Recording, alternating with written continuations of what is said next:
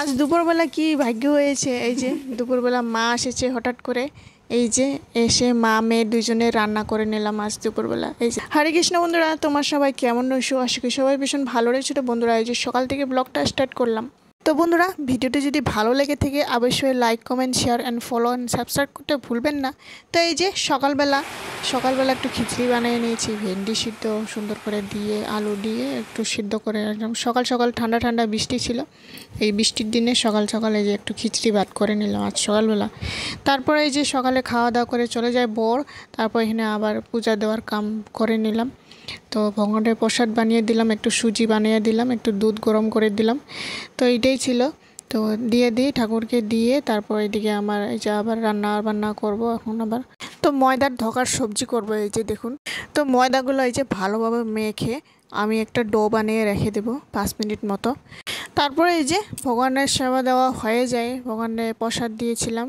তো এখানে দেওয়া হয়ে গেছে, এই যে একটু দুধ, তারপর এখানে সুজি একটু করে দিয়েছি, এই যে লেচু দুইটা মতো দিয়েছি। তারপর এই যে সকালে এই যে একটু খিচুড়ি করেছিলাম, তারপর সকালে প্রসাদ দিয়ে আজকে সকালের খাওয়াটা খেয়ে নিলাম। তারপর এখানে আবার দুপুরে রান্নাবান্না, এই যে ময়দাগুলো সুন্দর করে ধুয়ে ছোট ছোট করে এখানে ভেজে নিয়ে নিলাম। তো মা তখনই এসেছে।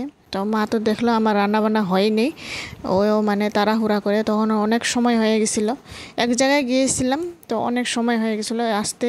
তো মা এসে এই যে তাড়াহুড়া করে ও অনেক ছোট ছোট করে দিল ময়দার ধোকাগুলো। এদিকে আমি সুন্দর করে ভেজে নিয়ে নিলাম। ময়দার ধোকাগুলো যত যত ধোবা তত ভালো হয়।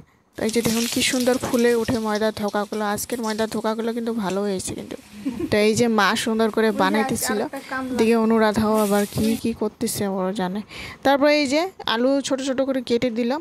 এদিকে আমি তাড়াহুড়া করে ওই তেলের মধ্যে ভেজে নিয়ে নিলাম পাঁচফোড়ন দিয়ে। তারপর এদিকে মশলা বেটে নিয়েছি আগে, একটু লাল লঙ্কা, তারপর জিরা, সুন্দর করে আদা দিয়ে, তারপর সুন্দর করে এই যে মশলাগুলো ভাজাভাজি করে নেওয়ার পর এখানে হলুদ লবণ দিয়ে, তারপর এই যে একটা টমেটো কেটে দিয়েছি। মশলাটি ভালোভাবে ভাজা হয়ে যাওয়ার পর তারপর জল দিয়ে দিব, ময়দার ধোকাগুলো উপর দিয়ে দিয়ে এই যে সুন্দর করে নাড়াচাড়া করে একটু ঢাকনা দিয়ে রেখে দিব। একটু সামান্য চিনি দিয়ে দেবো। তারপর এখানে গরম মশলা একটু বেটে দিয়েছি, কি সুন্দর হয়েছে, একটা সেন্ট খুব সুন্দর আইছে। তো আজকের এই যে ময়দার ধোকাগুলো কি সুন্দর নরম নরম হয়েছে। তারপর এই যে মারে দিয়ে খাওয়াটি তো খাইতে চাইছিল না, তো আমি জোরজবস্তি করলাম। তো এসেছে মা, তো ওরে যদি না খাওয়াইয়া পাঠাই দিই কেমন লাগে নিজেকে মেয়ে হয়ে। তো আমি তো বাড়িতে গেলে রান্না বান্না তো হাতাই না ভালো করে। মা এসেছে তো ওনারে তো একটু বানাইয়া খাওয়াইলে নিজেকে খুব আনন্দই লাগে, ভালোই লাগে। কেননা মা ছোট থেকে বড়ই করলো আমাদেরকে রান্না বাড়ে খাওয়াইতে। এখন আমরা যদি এখন এই টাইমে যদি না খাওয়াই কোন সময় খাওয়াবো। তারপর খাওয়া দাওয়া করে বিকালবেলায় বের হলাম একটু মার্কেটের দিকে, মার লগে এসেছি। তো মার লগে এসে মা কিছু মার্কেটে কিছু নিবে, ও স্যান্ডেলের দোকানে এসেছে মা, তো কিছু স্যান্ডেল নিল। তারপর একটু মার্কেট ঘুরে এসে তারপর এদিকে আমি বের হয়ে পড়লাম। তো ওইদিকে আমি ঘরের দিকেই চলে যাই। তো অনুরাধারও খুব ঘুম পাইছিল, সারাদিন খেলতেছিল, ঘুমাই নেই। বন্ধুরা, ভিডিওটি কেমন হয়েছে একবার লাইক কমেন্ট শেয়ার সাবস্ক্রাইব করতে ভুলবেন না। আশা করি নেক্সট ভিডিওতে দেখাবো।